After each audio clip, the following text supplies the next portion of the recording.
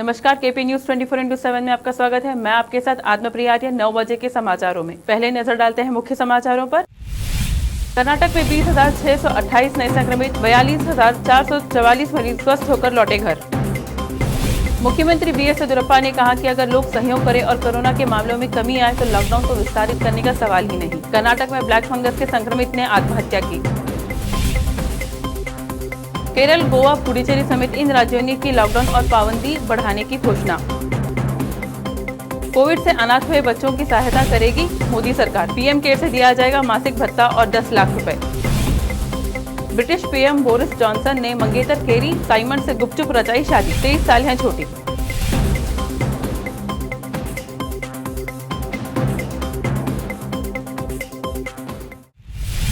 अब देखते हैं समाचार विस्तार से। पहले समाचार स्थानीय।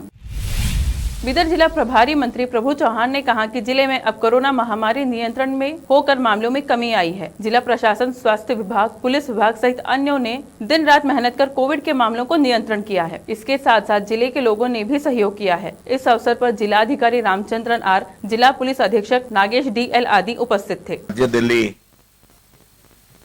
ಕಡಿಮೆ ಆಗ್ತಾ ಇದೆ। ವಿಶೇಷವಾಗಿ ನಮ್ಮ ಬೀದರ್ ಜಿಲ್ಲೆಯಲ್ಲಿ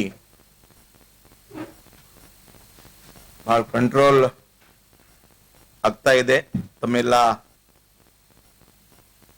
ಪರಿಶ್ರಮದಿಂದ, ಆಶೀರ್ವಾದದಿಂದ ನಮ್ಮ ಜಿಲ್ಲಾ ಆಡಳಿತ, ಬ್ರಿಮ್ಸ್ ಸಿಬ್ಬಂದಿ, ತಾಲೂಕು ಹಾಸ್ಪಿಟಲ್, ಸಮುದಾಯ ಆರೋಗ್ಯ ಕೇಂದ್ರ ಸಿಬ್ಬಂದಿ, ಪ್ರಾಥಮಿಕ ಆರೋಗ್ಯ ಕೇಂದ್ರ सिब्बंदी, पंचायत सिब्बंदी, CMC और टाउन पंचायत सिब्बंदी, स्वच्छता कर्मी, अंगनवाड़ी कार्यकर्ता, ಎಲ್ಲ ಮಾಧ್ಯಮ ಮಿತ್ರ ಎಲ್ಲರ ಕೆಲಸದಿಂದ ನಮ್ಮ ಬೀದರ್ ಜಿಲ್ಲೆ ಮಹಾಜನತಾ ಸಹಕಾರದಿಂದ ಬೀದರ್ನಲ್ಲಿ ಕೋವಿಡ್-19 ಕಡಿಮೆ ಆಗ್ತಾ ಇದೆ। ಅದಕ್ಕಾಗಿ ಬೀದರ್ ಮಹಾಜನತೆಗೆ ನಾನು ಅಭಿನಂದನೆ ಸಲ್ಲಿಸ್ತೀನಿ। ಆಮೇಲೆ ಸೆಕೆಂಡ್, ಸಂಪೂರ್ಣ ರಾಜ್ಯದಲ್ಲಿ ಕೂಡ ಲಾಕ್ಡೌನ್, ಆಮೇಲೆ ವಿಶೇಷವಾಗಿ ಬೀದರ್ ಜಿಲ್ಲೆನಲ್ಲಿ एक तरफ तो लोग कोरोना महामारी के चलते अपने और अपने परिजनों की सेहत को लेकर काफी परेशान और चिंतित हैं। दूसरी तरफ किसान भी बहुत संकट में हैं। जिला बीदर के गौहली खेड़ में तरबूज की फसल तबाह हो गई है, जिससे किसानों को भारी नुकसान हुआ है। लतीफ व्यापारी, सुरेबन B माली पाटिल, अमृत राव, इस माली पाटिल के अलावा तकरीबन 10 किसानों की फसल तबाह हुई है। बताया गया है कि एक किसान की 5 टन तरबूज की फसल बर्बाद हो गई है, जिससे काफी नुकसान हुआ है। हलीखेड़ के लोगों ने इस संबंध में केपी न्यूज से बात की और केपी न्यूज के माध्यम से सरकार से आर्थिक सहायता देने की अपील की। नमस्कार, स्वागत है आपका केपी न्यूज में। अभी हम इस वक्त खड़े हैं हालली एरिया में, डिस्ट्रिक्ट बीदर हालली में खड़े हैं हम अभी यहाँ पर। तो हालली में यहाँ पर आपको एक यहाँ बताते हुए न्यूज़ के, ये जो आप देख रहे हैं खेत, ये तकरीबन 3 एकड़ खेत में 50 टन तरबूज की फसल को नुकसान पहुंचा है लॉकडाउन की वजह से। तो यहाँ के लोग सरकार से अपील करते हैं कि लॉकडाउन रहने की वजह से, लॉकडाउन की सख्तियों की वजह से ये तरबूज को यहीं पर छोड़ा गया है। इसी खेतों में 3 एकड़ खेत में इसको छोड़ दिया गया है यहाँ पर, और छोड़ने के कारण ये बिल्कुल ही डैमेज और ख़राब हो चुका है पूरी। तरबूज ये लॉकडाउन की वजह से 1 नंबर फसल आया था। 1 नंबर फसल क्या हो गए, वो लॉकडाउन से बाहर माल लेके जाने को जगह ये नहीं है। उसके वजह से क्या पूरा खेत में माल बर्बाद हो गए। बिल्कुल 50-60 टन तरबूज 1 नंबर का माल था कि कम बोले तो 3 लाख रुपए का माल था, 3 से 4 लाख रुपए का। ये पूरा नुकसान हो गए। हम पूरा लेबर को लगा के पूरा वो बाहर क्या है, पूरा माल निकाल के बाहर कट्टे पे वो डाल रहे हैं। अब ये हम रही तो ये एग्रीकल्चर करने वालों का हालत ये ऐसा हो गया है। तो माल पिके तो मार्केट नहीं है, मार्केट रहे तो रेट नहीं रहता। वजह क्या है, लॉकडाउन का। ये लॉकडाउन का वजह से ये हमारा ये पूरा लॉकडाउन की वजह से ये पूरा हमारा माल पूरा खराब हो गए कि माल मार्केट में लेने वो दलाली लोग आते हैं ना, वो भी नहीं आ रहे। और ये मार्केट में डालने को ये मार्केट। सर, मेरा नाम लतीफ़ व्यापारी हालली के हैं। हम भालकी तालुके के रहने वाले हैं, बीदर डिस्ट्रिक्ट के। क्योंकि यहाँ पे बात करने का मकसद ये है कि हमारे गांव में हालली में हमारे जैसे किसान भाई जैसे हमारे अमृत पटेल साहब हैं, उनके भतीजे सुरेश माली पटेल हैं, ऐसे और बहुत सारे हमारे गांव में 10 से 12 किसान लोग ये तरबूज एक महामारी कोरोना के कोविड-19 की वजह से बहुत सारा नुकसान हो गया सर। इसलिए हमारा ऐसा खेती में फसल हम एक भी तरबूज निकाल के बेच नहीं सके, क्योंकि ये कोरोना बहुत प्रॉब्लम हो गया, कोई मार्केट खरीदार हमारे पास यहाँ पे अभी तक हमारे को कोई हमारे गांव के तरफ से हमारे पंचायत के पीडीओ हो या हमारे एमएलए साहब हो या कोई बड़े अधिकारी साहब हो, हमारे हॉर्टिकल्चर तरफ से हमारे को आके कोई ऐसा नुकसान के बारे में कोई बताए नहीं, हमारे को बोले नहीं। और मैं हमारे को बीदर शहर के skin specialist doctor Somnath Patil के अस्पताल में कोविड नियमों की उड़ाई जा रही है धज्जियां। इस संबंध में केपी न्यूज ने किया स्टिंग ऑपरेशन और इस दौरान पता चला कि डॉक्टर्स खुद ही बिना मास्क के हैं और इसके साथ अस्पताल के कर्मियों का भी यही हाल है। अस्पताल कर्मी मरीजों के साथ बहुत ही बुरा बर्ताव करते हैं। अस्पताल में आने वाले मरीजों को भी मास्क लगाने के लिए सूचित नहीं किया जा रहा है। मरीजों को डॉक्टर के क्लिनिक में मौजूद रहने के बाद मरीज बात कर मरीजों जमावड़ा किया जा रहा, जबकि डॉक्टर मरीजों की अधिक संख्या होने के बाद ही आते हैं। इस पर कुछ मरीज गुस्सा होकर अस्पताल कर्मियों से भी झगड़ रहे हैं। इस पर प्रशासन और स्वास्थ्य विभाग को तुरंत कार्रवाई करना चाहिए। अब देखते हैं समाचार राज्य के। कलबुर्गी में शनिवार देर रात तेज हवा के साथ साथ मूसलाधार बारिश होने से मौसम में आया बदलाव। बारिश देर रात और लॉकडाउन रहने के कारण लोगों को बारिश से कोई कठिनाई का सामना नहीं करना पड़ा। बीती रात बारिश होने से आज सुबह से ही मौसम खुशगवार हुआ। बारिश ने लोगों को गर्मी से राहत दिलाई। कलबुर्गी के एकलार ग्राम पंचायत अंतर्गत रहे कोलार ग्राम के शहबलवे संस्थान द्वारा कोविड महामारी के संबंध में जागरूक अभियान चलाया गया। इस अवसर पर स्वास्थ्य सहयोगी ज्योति ने कहा कि लोग स्वयं आगे आकर टीका कराएं, अफवाहों पर न जाएं, टीका सुरक्षा के लिए है। इस मौके पर स्वास्थ्य विभाग, पंचायत राज, जिला महिला तथा बाल विकास सहित संस्थान के अधिकारी व कर्मी उपस्थित थे।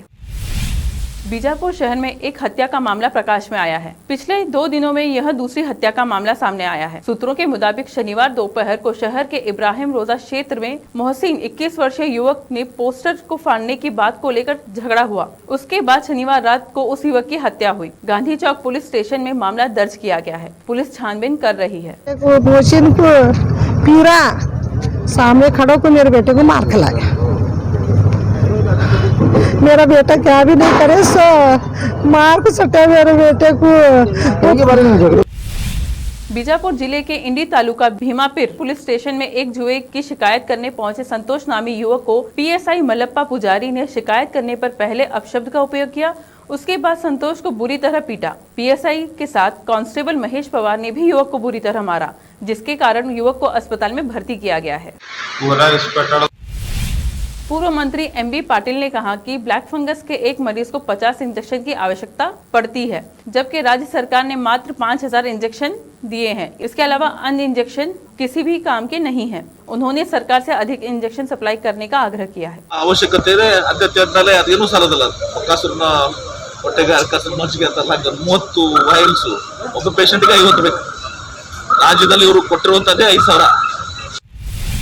कर्नाटक में शनिवार को नए संक्रमितों से ज्यादा स्वस्थ होकर घर लौटने वाले मरीजों की संख्या रही। राज्य में जहां 20,628 नए संक्रमित हुए, वहीं 42,444 मरीज स्वस्थ होकर घर लौटे। राज्य में कोरोना के कुल एक्टिव मामले 35,066 हो गए। वहीं संक्रमण से 40,092 लोगों की मौत हो गई। राज्य में पॉजिटिविटी दर शनिवार को 14.95% हो गई। स्वास्थ्य विभाग के अनुसार शनिवार को बेंगलुरु शहर जिले में 4,889 नए मरीज मिले हैं। यहाँ 278 संक्रमितों की मौत हो गई। वहीं 21,126 मरीज स्वस्थ होकर घर लौटे।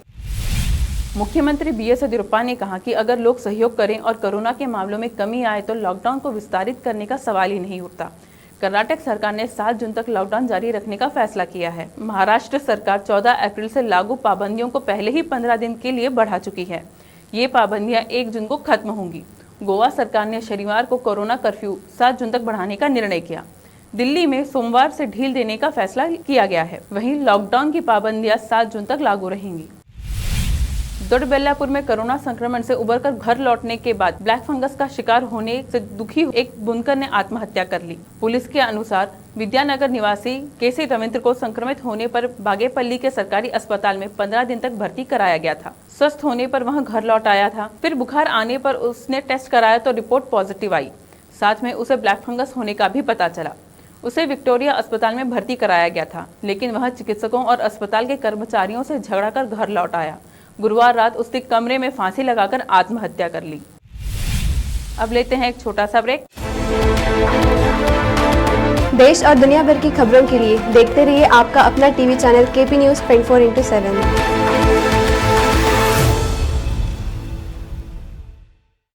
नूर एजुकेशन सोसाइटी के चेयरमैन और केपी न्यूज़ 24/7 के मैनेजिंग डायरेक्टर मोहम्मद अयाज खान, जो एक हमदर्द इंसान हैं और हर कठिन समय में वो लोगों की मदद के लिए आगे आए हैं। कोरोना के संकट के दौरान अयाज खान ने परेशान लोगों में राशन किट का वितरण किया और इस तरह की मदद करने का सिलसिला जारी है। शुक्रवार के दिन मोहम्मद अयाज खान की ओर से शहर और गाँव के सभी चर्च के फादर और चर्च में खिदमत करने वाले लोगों को अपनी ओर से राशन किट्स का वितरण किया गया। यह राशन किट्स मोहम्मद अयाज खान के भाई मोहम्मद नवाज खान ने शहर के ईडन गार्डन में स्थित रेमा चर्च जाकर पास्टर्स में वितरण किए। इस अवसर पर सोशल डिस्टेंसिंग का भी पालन किया गया। साथ ही इस अवसर पर पास्टर्स ने मोहम्मद अयाज खान और नवाज खान के अलावा उनकी फैमिली की अच्छी सेहत के लिए प्रार्थना की। इस अवसर पर पास्टर्स ने केपी न्यूज़ 24/7 से बात करते हुए शुक्रिया अदा किया। इस अवसर पर एडवोकेट सुदर्शन ने बात करते हुए कहा कि किसी भी राजनेता ने और न ही सरकार द्वारा चर्च के फादर और कर्मियों के बारे में सोचा, जबकि वह कठिन दौर से गुजर रहे हैं। ऐसे में अयाज खान साहब ने इन लोगों के कठिन समय में आगे आकर राशन किट देकर उनकी सहायता की है। उन्होंने कहा कि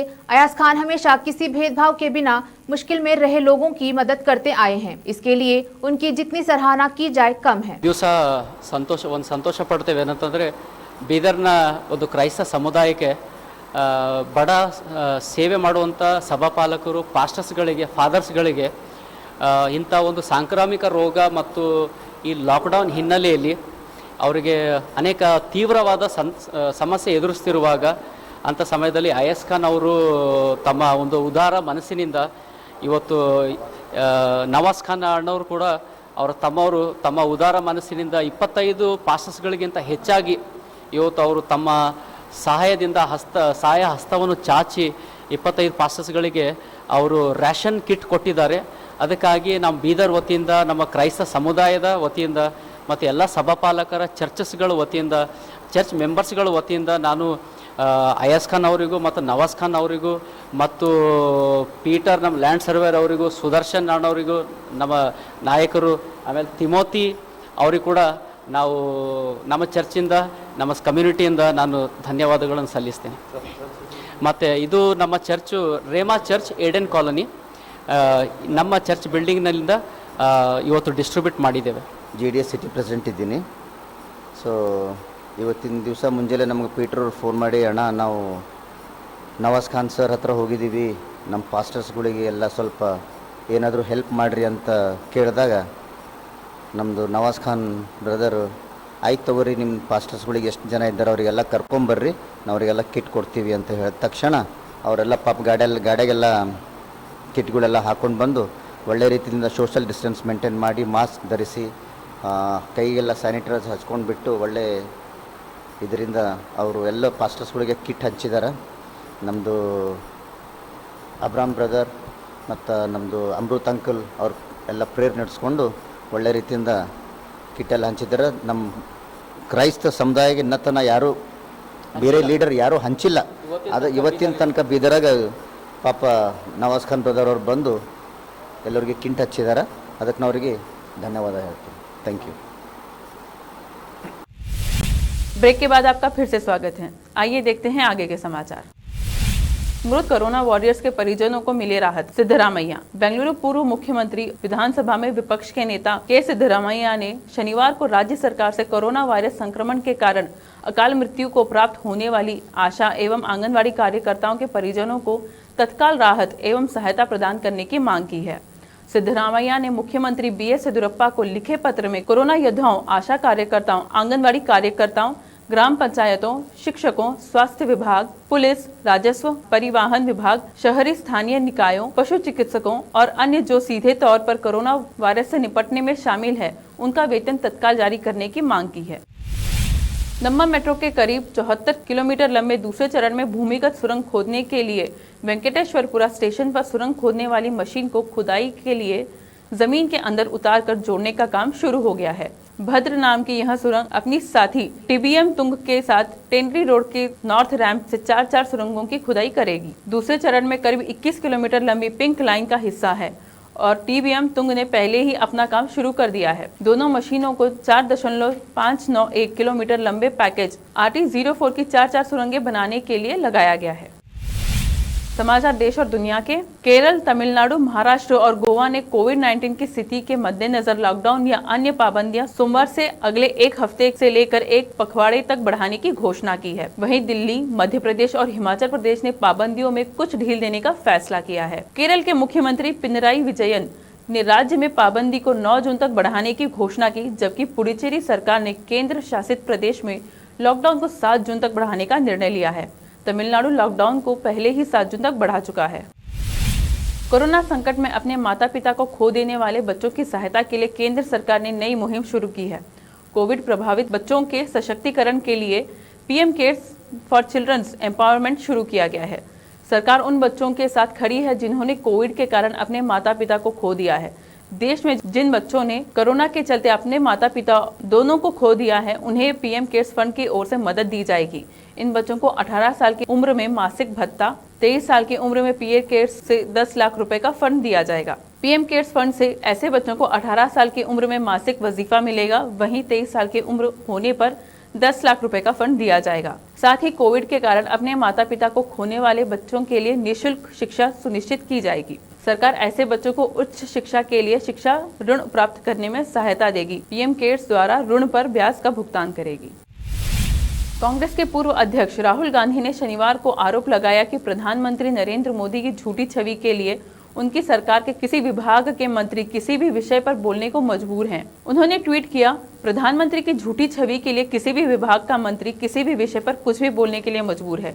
इससे पहले कोरोना संकट को लेकर राहुल गांधी ने शुक्रवार को संवाददाता सम्मेलन में दावा किया कि टीकाकरण की जो गति अभी चल रही है वह यदि इसी प्रकार चलती रही तो पूरा होने में 3 साल लग जाएंगे। उन्होंने यह आरोप लगाया था कि प्रधानमंत्री की नौटंकी के कारण कोरोना की दूसरी लहर आई है।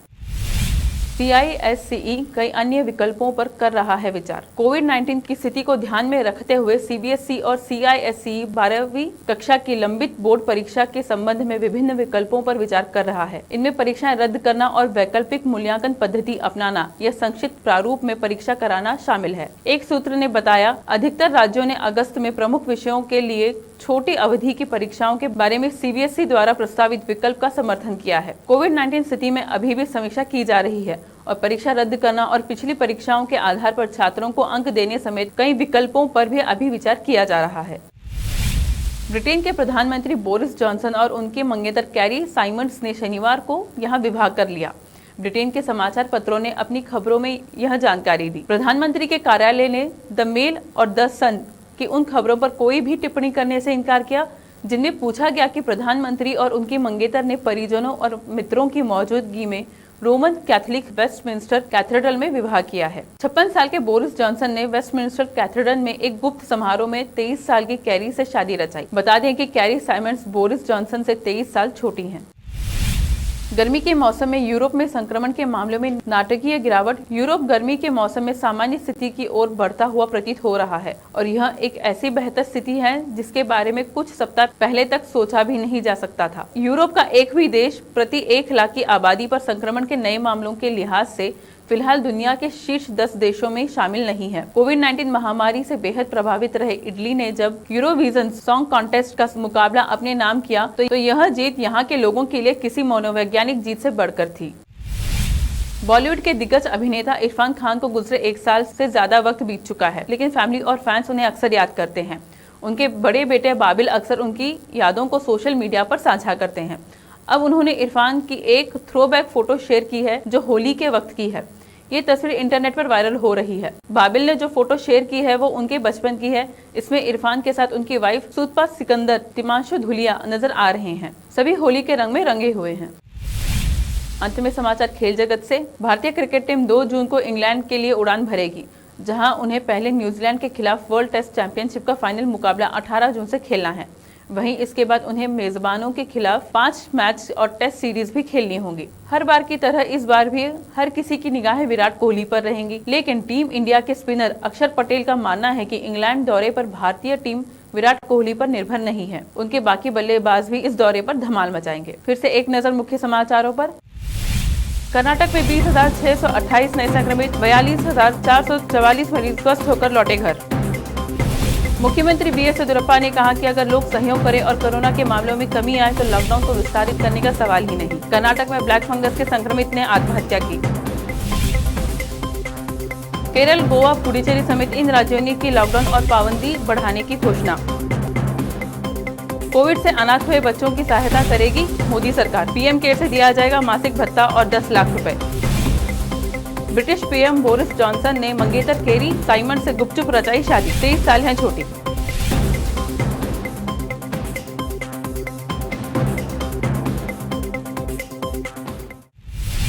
केपी न्यूज में फिलहाल इतना ही। देश प्रदेश के समाचारों के लिए जुड़े रहिए केपी न्यूज 24/7 से। धन्यवाद।